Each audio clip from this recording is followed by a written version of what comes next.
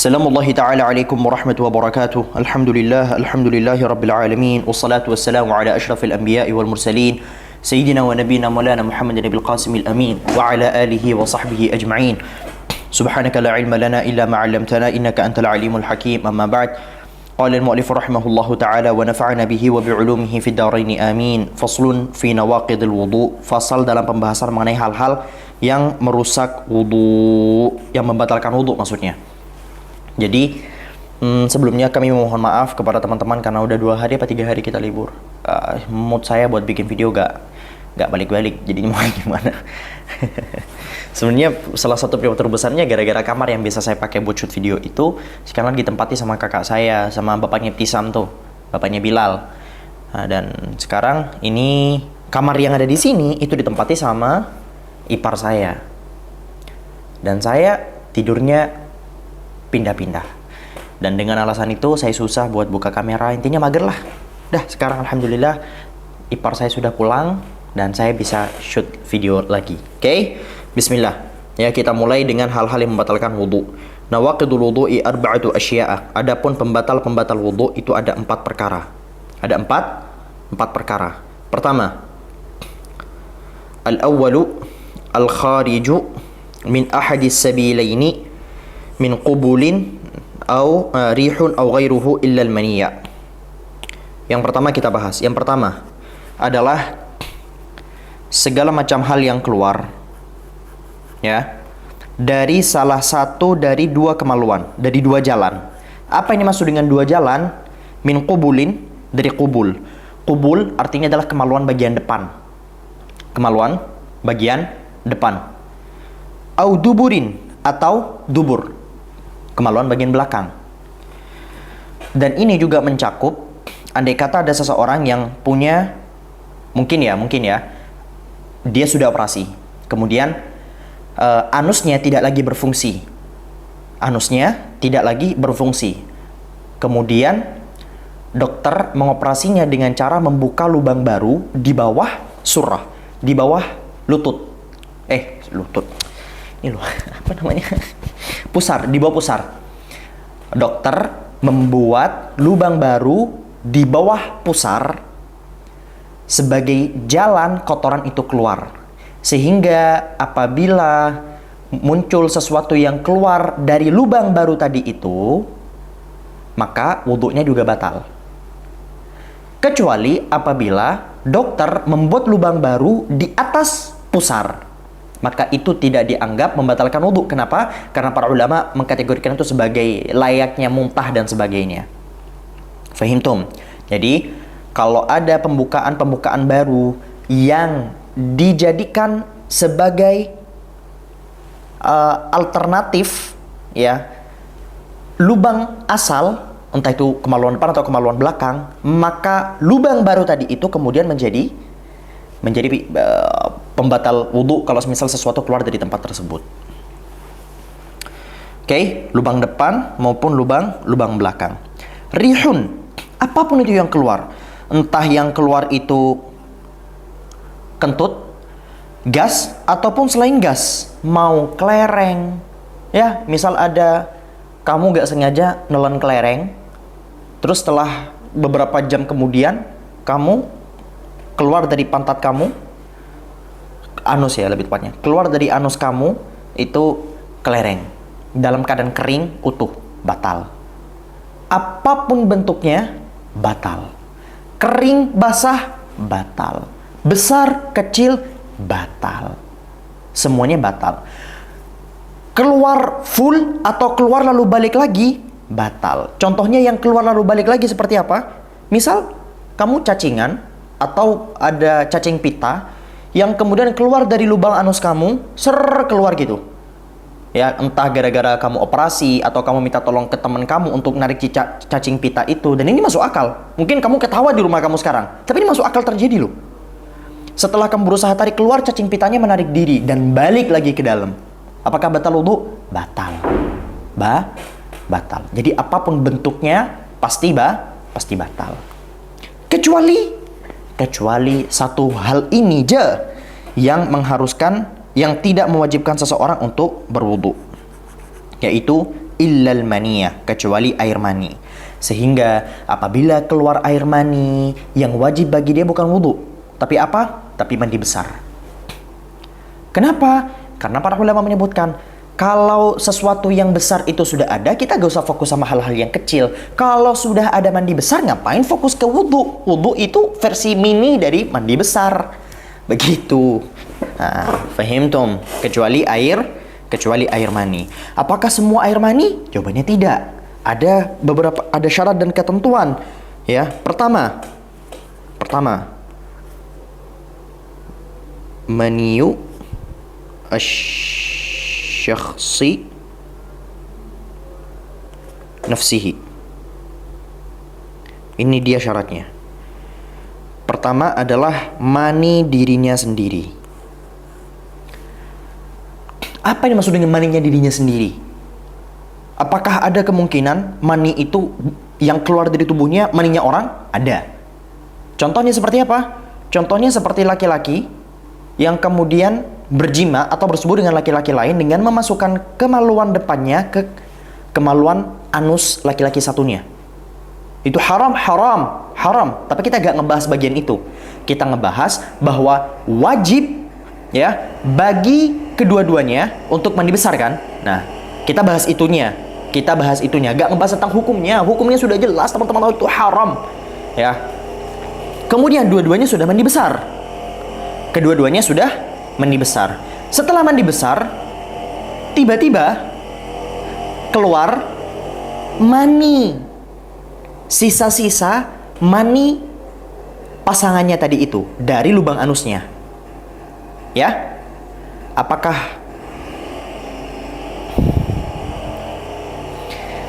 Apakah wajib bagi orang yang keluar mani dari anusnya tadi itu mandi besar? Jawabannya tidak. Karena itu bukan mani dirinya sendiri. Lantas yang wajib bagi dirinya itu apa? Wudu saja.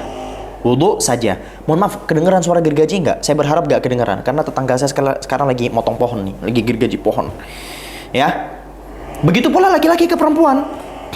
Laki-laki ke perempuan memasukkan maninya ke lubang anusnya, dan itu sudah haram jelas, mal'un di dalam hadis Nabi Sallallahu Alaihi Wasallam. Walaupun istrinya nggak boleh memasukkan ke lubang belakang, haram. Kemudian sudah mandi besar. Beberapa jam kemudian keluar dari anusnya mani suaminya tadi itu, atau mani siapapun lah, ya, karena kita bisa ada kemungkinan dia berzina ya, dan tetap wajib juga. Apakah wajib bagi sang perempuan tadi itu kalau maninya keluar lagi dari lubang anusnya untuk kembali mandi besar? Jawabannya tidak. Apa yang wajib bagi dirinya? Cukup dibasuh saja dan berwudu. Ya, berwudu. Kewajiban bagi dirinya bukan lagi mandi besar, tapi berwudu saja. Terus kalau misal dari lubang depan bagaimana? Pertama-tama kami mengingatkan, ini ilmu. Ya, ini ilmu. Tolong hilangkan semua pikiran-pikiran kotor. Ini ilmu. Ya, ini ilmu. Jangan hilangkan keberkahan dari ilmu yang akan teman-teman dapatkan kali ini dengan menjadikan ini sebagai sebagai bahan bercandaan. Fahimtum? Arju dzalik. Oke. Kalau dari lubang depan, laki-laki dan perempuan berhubungan normal, ya, berhubungan normal dari lubang depan. Dari mana? Dari lubang depan.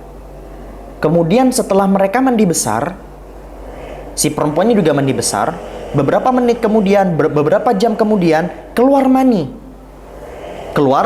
Apakah harus bagi dia untuk mandi besar? Tergantung. Tergantungnya bagaimana? Apakah sang perempuan tadi itu dalam keadaan sedang sukarela, sedang bersyahwat, ya, sedang terjaga saat berhubungan intim atau tidak? Kalau sedang sukarela, sedang bersyahwat, sedang ini itu dan sebagainya, maka wajib bagi dirinya untuk mandi besar. Kenapa? Karena para ulama menyebutkan sudah bercampur antaranya maninya suaminya, maninya si laki-laki, dan maninya sang perempuan. Sedangkan apabila ada perempuan yang sedang pingsan atau sedang dalam keadaan tertidur, ya, tidurnya tidur udah hilang akal semuanya ya. Saya mau kopi dulu bentar. Bismillahirrahmanirrahim. udah hilang akal ya.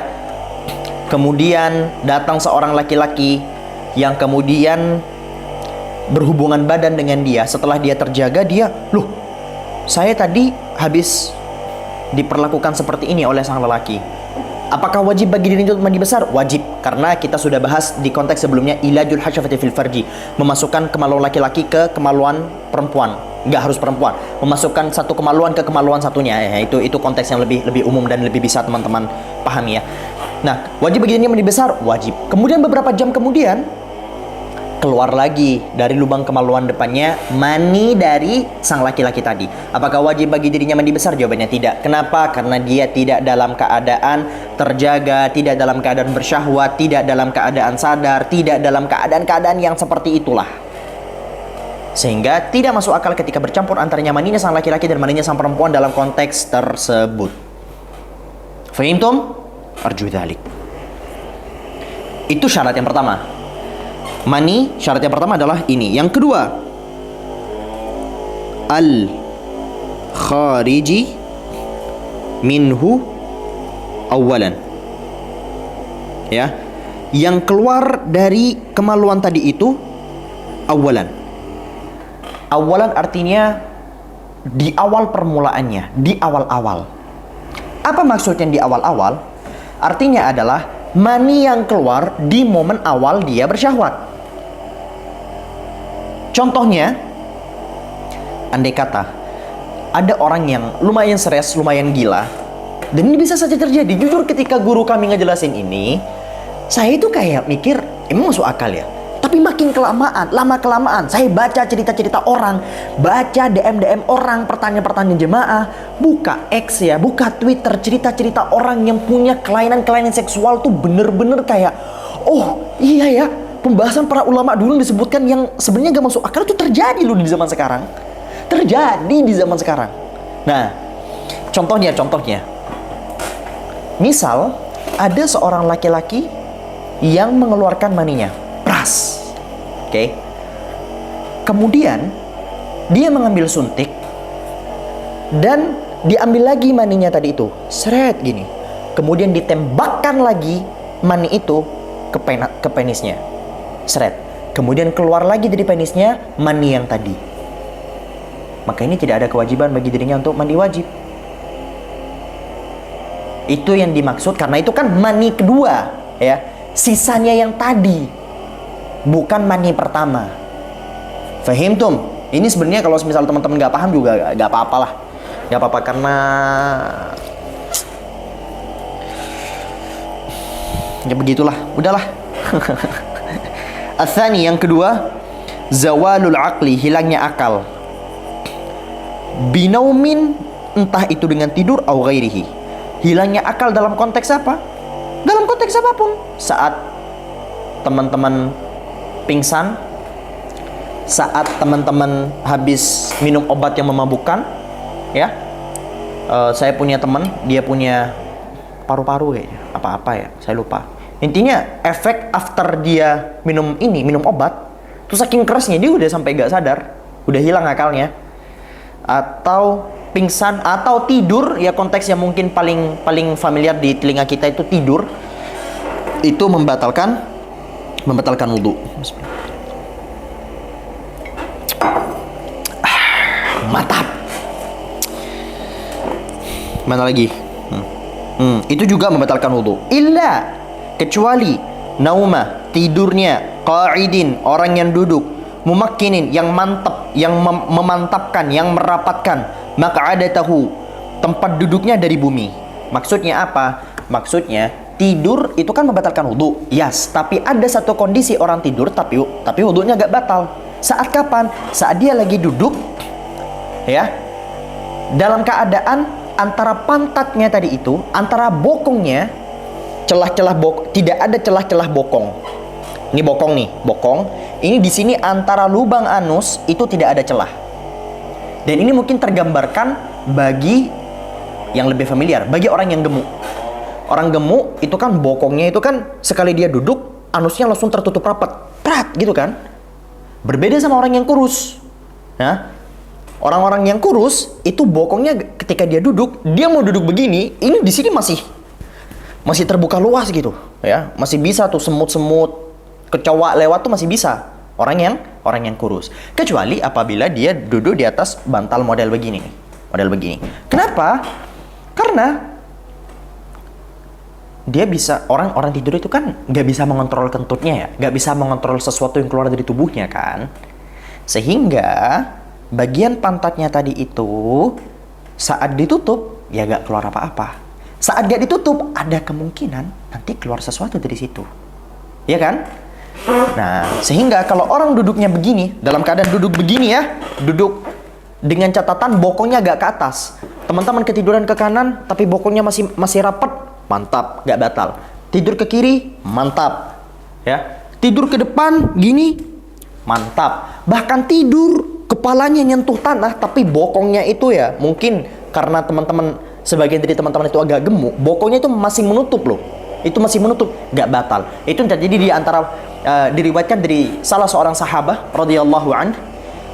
Itu yang diceritakan kepalanya itu sampai nyentuh tanah tapi bokongnya masih rapat gitu dengan bumi, dan itu langsung sholat aja tanpa harus wudhu kembali.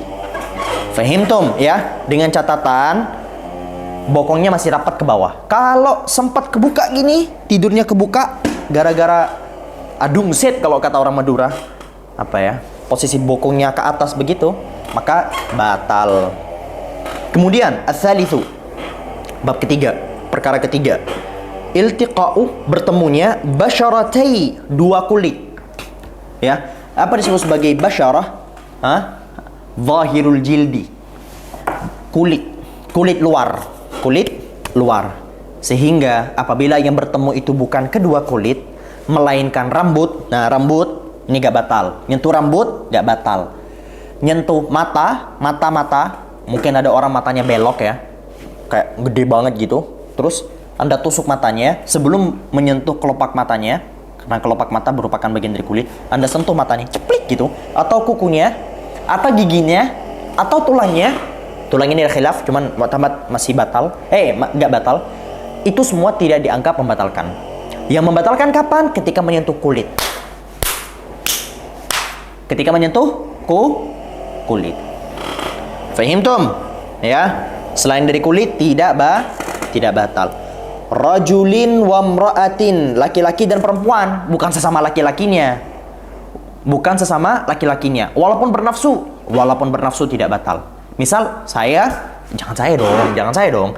Jono ini suka sama Joni ya. Jono suka sama Joni. Mereka sama-sama laki-laki. Apakah menyentuhnya batal? Jawabannya tidak ya. Walaupun bersyahwat dalam konteks sesama gender. Sehingga yang dihitung membatalkan adalah ketika gendernya berbeda. Kenapa saya bahas ini? Karena sempat muncul pertanyaan yang serupa. Tolong, teman-teman mungkin menganggap beberapa bahasan-bahasan saya tadi itu seperti tidak masuk akal, seperti ngapain ini dibahas, tapi ketahuilah teman-teman ya, isi DM saya itu aneh-aneh. Pertanyaan dari orang-orang yang betul-betul kayak saya kadang, bukan berarti saya nggak tahu jawabannya, karena ketika saya baca kitab-kitab fiqh, para ulama-ulama terdahulu itu mereka sudah bahas duluan sebelum ada masalah tersebut di masa itu. Jadi ini fungsinya saya ngaji ini waktu itu ya, itu ya. Laki-laki dan perempuan, kabira ini yang sama-sama gede keduanya. Kapan seseorang dianggap gede dalam kasus iltiqa basyaratai ya? Dalam kasus bertemunya dua kulit. Kapan? Saat seseorang tadi itu sudah masuk ke bodinya tadi itu, atau tubuhnya tadi itu sudah menggoda walaupun belum baligh. Jadi tolak ukur ini itu bukan baligh, tapi kapan dia menggoda. Menggoda menurut siapa? Menurut orang normal, bukan menurut pedofil. Ya, bukan menurut pedofil, tapi menurut orang normal. Ada perempuan sekarang, atau bahkan laki-laki, laki-laki, perempuan, dia belum baligh, tapi dia tinggi mungkin, atau enggak tinggi, tapi dia sudah menggoda menurut laki-laki normal. Kayak semua laki-laki normal, suka atau tidak ke perempuan ini, itu sudah menganggap, oh perempuan ini sudah memasuki usia menggoda. Maka menyentuh perempuan ini sudah batal wudunya. Begitu pula perempuan ke laki-laki. Walaupun laki-lakinya belum balik, ya, ada laki-laki yang belum pernah mimpi basah dan usianya belum menginjak 15 tahun, ya, usia 14, usia 13, itu kan sekarang banyak banget ya, usia 13, usia 14 yang cowoknya itu sudah menggoda gitu kan. Nah, itu juga sudah batal apabila ada perempuan yang menyentuh laki-laki tersebut. Walaupun tanpa syahwat, yes, dalam mazhab kita, mazhab Syafi'i, mau ente bersyahwat, mau ente tidak bersyahwat, itu hukumnya tetap batal. Ajnabiyaini, yang keduanya itu bukan mahram. Yang keduanya bukan mahram. Termasuk suami istri, Loh, suami istri membatalkan wudhu? Ya, suami istri membatalkan wudhu. Kenapa? Karena suami istri bukan mahram. Definisi mahram itu apa? Haram dinikahi. Kalau suami ente atau istri ente itu haram dinikahi, ya ngapain ente nikahin? Ya kan? Makanya dalam mazhab Syafi'i, qaul mu'tamad menyatakan bahwa laki-laki dan perempuan, walaupun mereka itu suami istri, tetap membatalkan wudhu.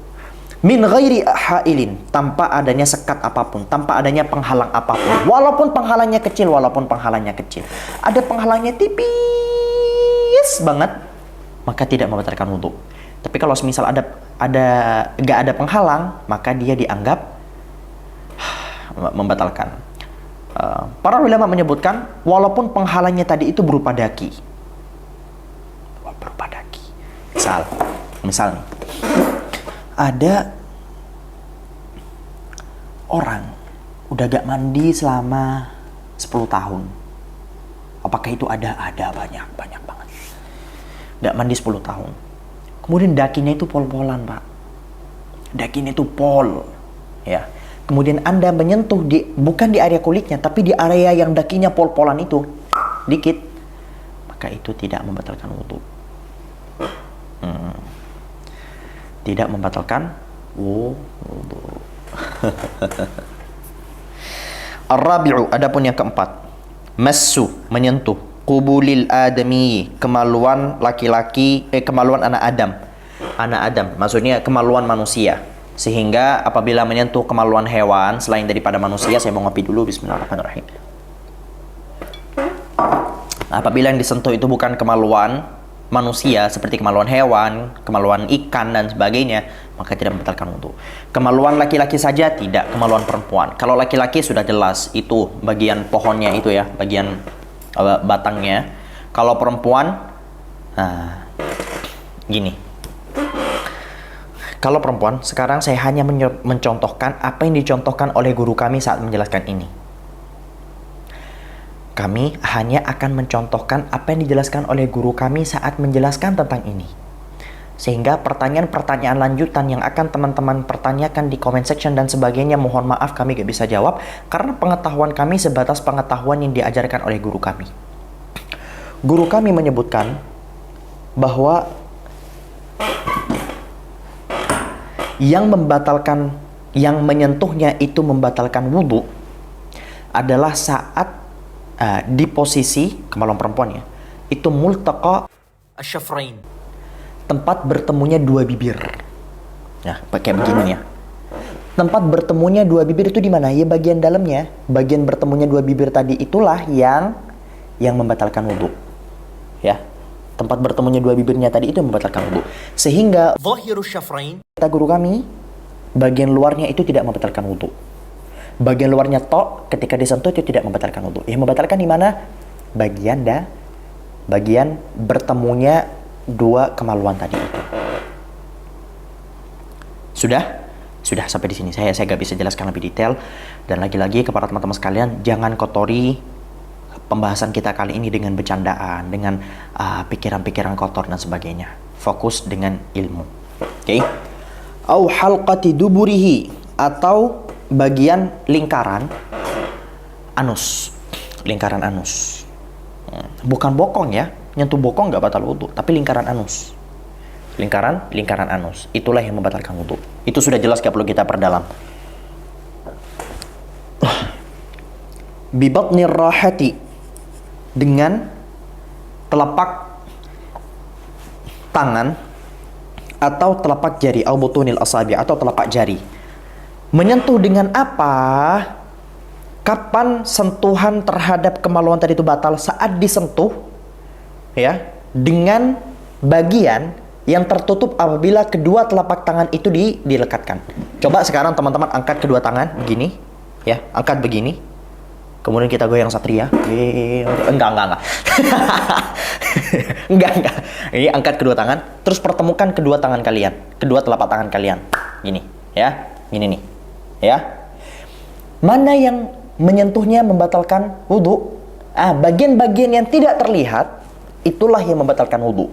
Sehingga bagian-bagian samping bagian-bagian samping itu, atau bagian-bagian dalam sini, atau bagian dalam sini, ya, itu semua tidak membatalkan wudu. Yang membatalkan mana? Semua yang apabila teman-teman merapatkan kedua telapak tangan ini, bagian dalamnya itulah yang membatalkan wudu. Sampai di sini sudah? Oke. Hadza wallahu subhanahu wa ta'ala nusab. Subhanakallahumma bihamdika asyhadu an la ilaha illa anta astaghfiruka wa atubu ilaik. Wassalamualaikum warahmatullahi wabarakatuh. Bye bye.